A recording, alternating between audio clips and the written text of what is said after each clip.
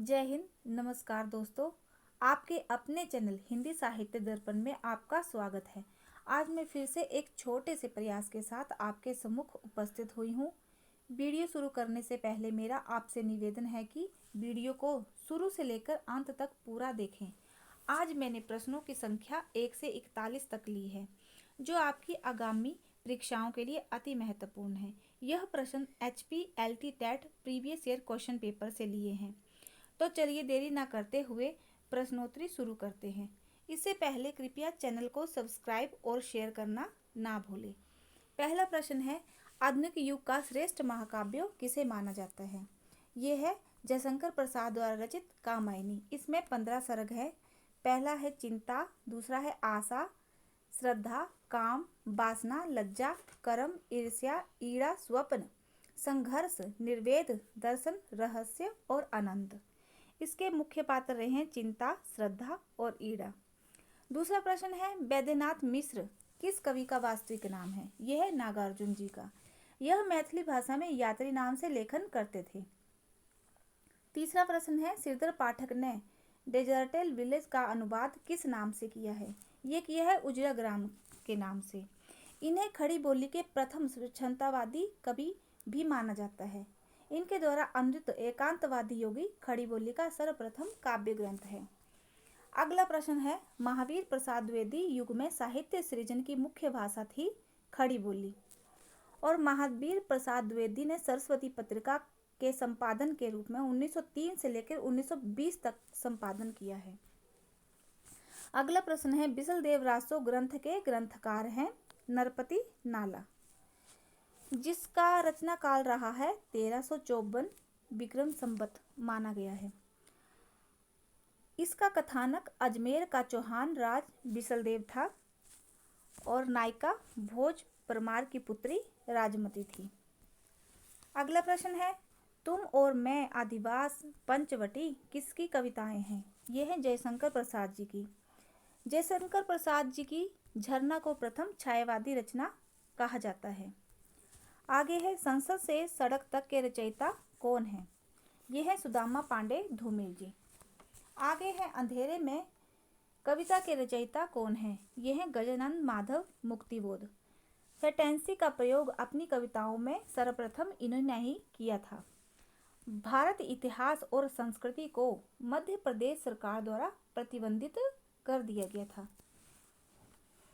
आगे है, मन्नू भंडारी का उपन्यास का नाम क्या था? ये था आपका बंटी। इसमें बाल मनोविज्ञान को सूक्ष्मता से पाठकों के सम्मुख रखा था। अगला प्रश्न है, सामाजिक समस्याओं, अलगाववादी कल्पनाओं पर आधारित मोहन राकेश का नाटक है आधे अधूरे। परख सुनीता त्यागपत्र किसके उपन्यास हैं? ये हैं जैनेन्द्र के। मुंशी प्रेमचंद का नाटक निर्मला किन समस्याओं को प्रस्तुत करता है? ये करता है दहेज व अनमेल विवाह को प्रस्तुत करता है। मुंशी प्रेमचंद जी का बचपन का नाम था धनपत राय जी। अगला प्रश्न है, उर्दू शब्द मूलतः किस भाषा का है? यह है तुर्की भाषा का।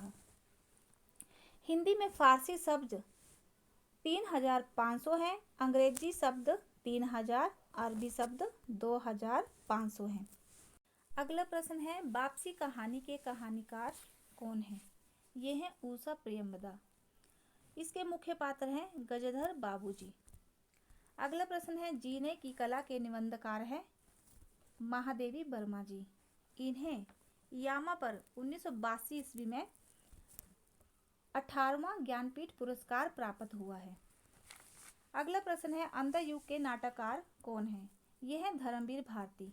इन्हें आधुनिक हिंदी साहित्य के प्रमुख कवि माना जाता है और साप्ताहिक पत्रिका धर्मयुग के प्रधान संपादक भी रहे हैं। अगला प्रश्न है, कछुआ धर्म मोरेसी मोही कुंठाव किसके निबंध है? ये है चंद्रधर शर्मा गुलेरी जी के। ये मूलतः हिमाचल प्रदेश के गुलेर गांव के निवासी थे। अगला प्रश्न है, यशपाल कृत पहला उपन्यास है दादा कामरेड।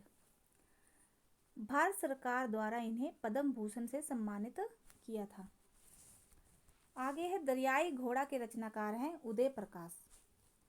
आगे है हंस, जागरण और मर्यादा पत्रिकाओं का संपादन किसने किया है? वो किया है मुंशी प्रेमचंद जी ने। अगला प्रश्न है मुंशी प्रेमचंद का बचपन का नाम था धनपत राय। इन्होंने उर्दू में जो लेखन किया था वो नवाब राय के नाम से किया था। अगला प्रश्न है मुझे चांद चाहिए उपन्यास के लेखक हैं सुरेंद्र वर्मा जी। इन्हें 1996 ईस्वी में साहित्य अकादमी पुरस्कार मिला था इसी रचना पर। अगला प्रश्न है कौमुदी का मूल भाव है हास्य। अंधों का रंगमंच किसे कहा जाता है? वो कहा जाता है रेडियो नाटक को। कबीर पुस्तक के रचनाकार है हजारी प्रसाद द्विवेदी जी। अगला प्रश्न है किस बादशाह द्वारा जायसी की क्रूरता का मजाक उड़ाया गया था? ये उड़ाया गया था शेरशाह सूरी द्वारा। हिंदी का प्रथम बड़ा महाकाव्य पद्मावत जायसी द्वारा ही रचित है। आगे बढ़ते हैं। नरहरिदास किस सगुण उपासक राम भक्त कवि के गुरु हैं? ये थे तुलसीदास जी के।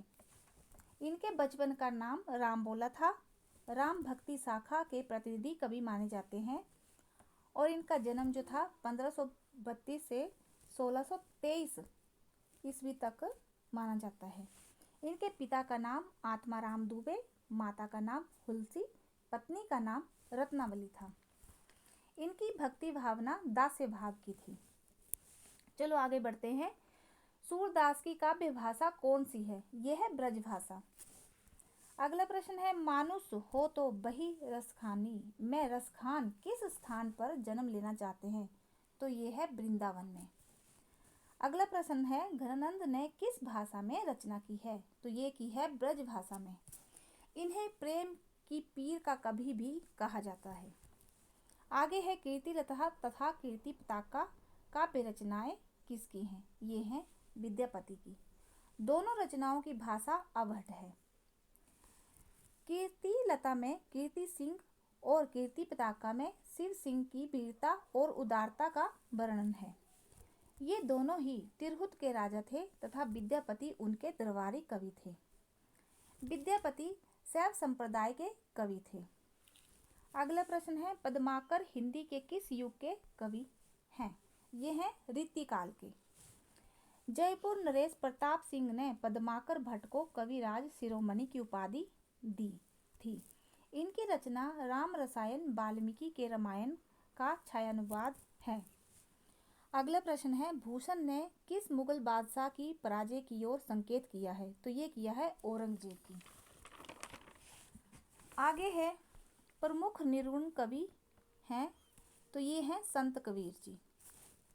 इनका जन्म 1398 से 1518 ईस्वी माना जाता है। इनके गुरु का नाम रामानंद जी है।